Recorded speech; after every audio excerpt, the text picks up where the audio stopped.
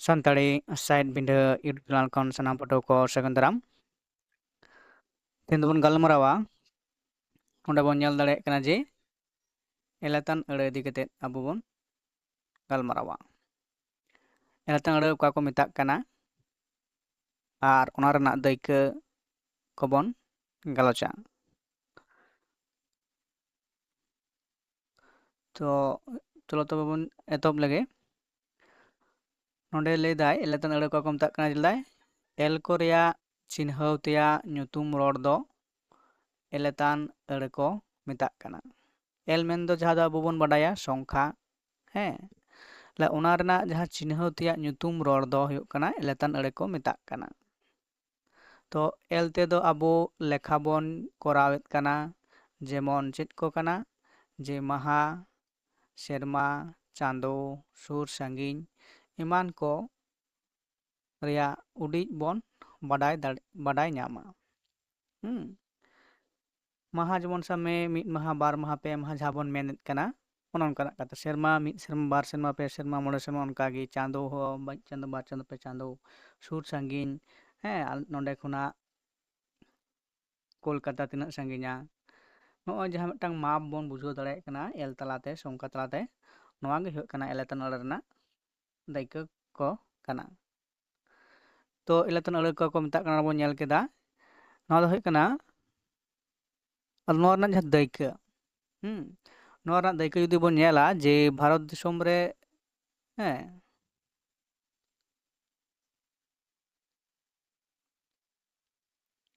जे चेणे चेद लेदा जे भारत दिसोम रे रेया तिनाग गान रॉड मेनाआ ओना को लातार रे से ओना लेकाते जहाँ आबो बन बाडायदा जे आबोन सामे सान्ताड़ी ते चेद को मेताग कना हैं सान्ताड़ ते चेद को मेताग कना आबो मिदटांग छक तलाते नॉवा बन नेला। नोंडे कतक गुलो बन नेल दाड़ेयाग कना जे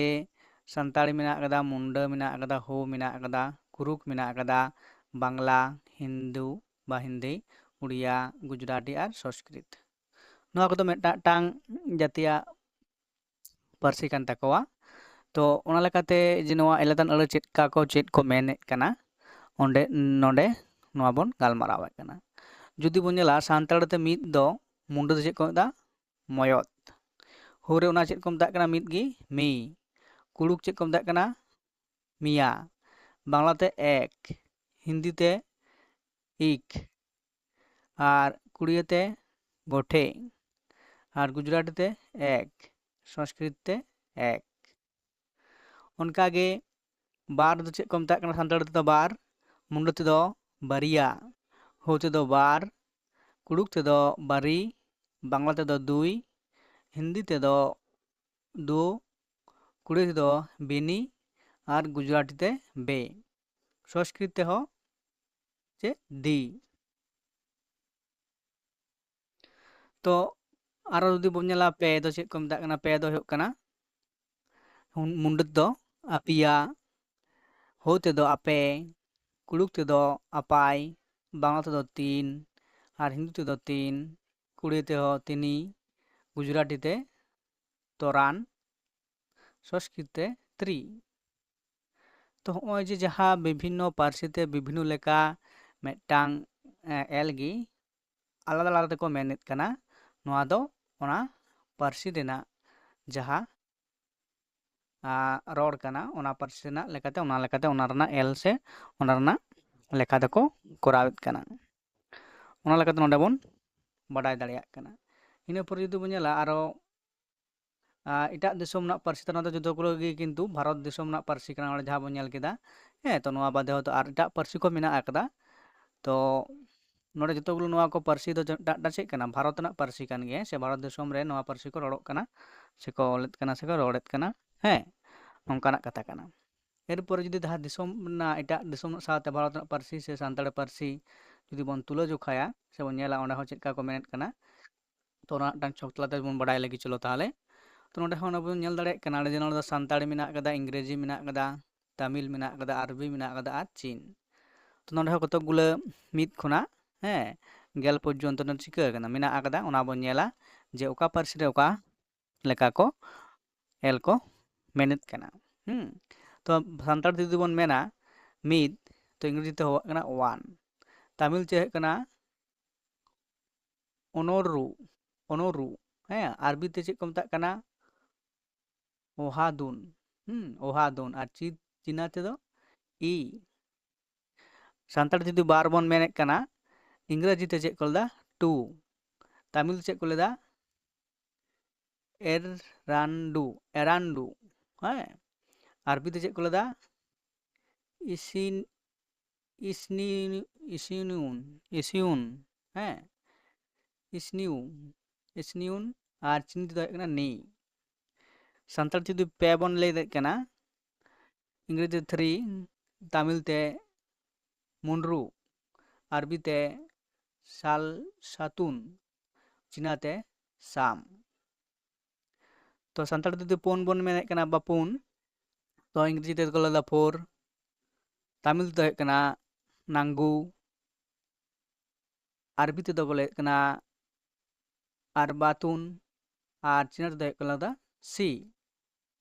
सानताड़ जुदी बन मेने कना मोड़े इंग्रेजी ते फाइव तमिल ते दो आइंदू अरबी ते दो खामसुन चीना ते दो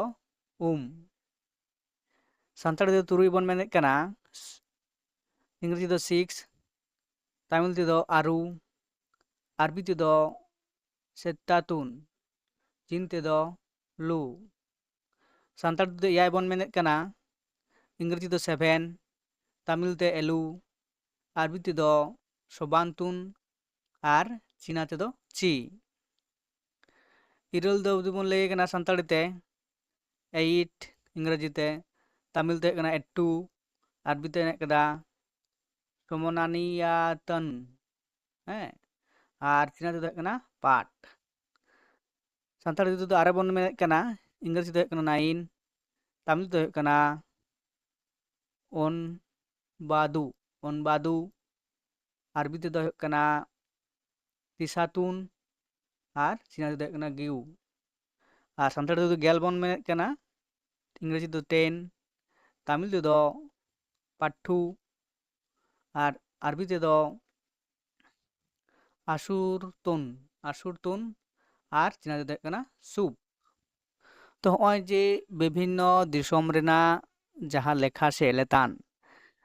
तो आलादा आलादा बन मेन कना नोआ लेकाते दिसोम साथे नोआ दो बन चेक दा तुलना केते से बन गालोच किदा उनका गे आलादा आलादा दिसोम रेना आलादा आलादा मेना जास नोडे दो कत गुलो हैं तो उन पारसी ना तो ये बांग एम बांग गानो तो नोडे जतो गुलो पारसी बन एम गालमाराव केदा नोडे दो मोटामुटी मोड़े गोटांग पारसी हैं सानताड़ी पारसी आते मोड़े गोटांग पुनिया एटाग पारसी ना जहां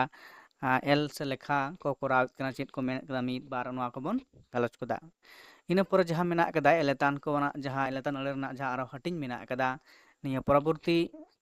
वीडियो तला ते बन बड़ाया जे एलेतान अले रना जहां हटिंग मेना तिना हटिंग ते आरो चेत के बन मेनेत कना हैं जिदा चिदा चेत चेत बन मेनेत कना जे चेत लेका ओना को दो तो ओना को दो परवर्ती क्षेत्र बन गालमारावा जे चेत लेका होई दाड़ेया जुदी बन मेने कना हैं अबो अडी आयमा बन मेनेत कना जुदी बन लेया जे मित बार बन ले सानताड़ ते बन लेकाय तुरुई धारी बा गेल धारी दु बन मेना हैं जुदी साम में नोआ दो होई कना गेल एर परवर्ती क्षेत्र जहां बन लेखाया मेन दो जुदी बन लेया नोआ बन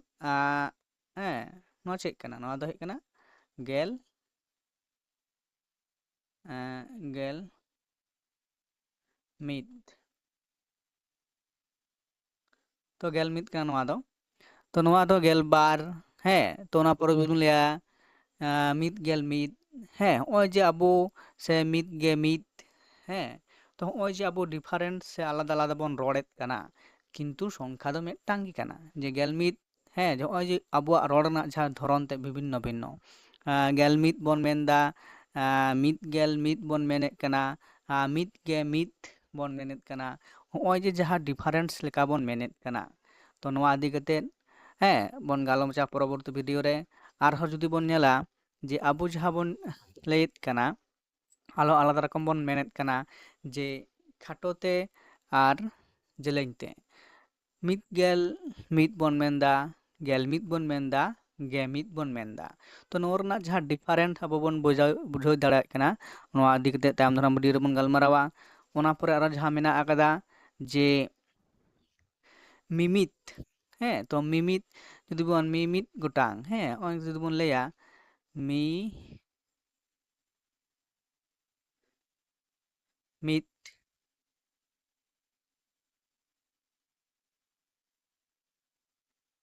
गोटांग, मिमित गोटांग, हैं बाबार गोटांग, पेपे गोटांग। तो नोंका जहाँ अब जहाँ चेदा बन रोड कना ब चेद लेकाते नोआ बन रोड कना आर चेद का लेकाते बन व्यवहारित कना नोआ इदी कते बन गलमारावा। इना परे जहाँ बन नेल दा अब दो जहाँ दो एलखा बाकरा मेन दो अंक से गणित जखन बन करावा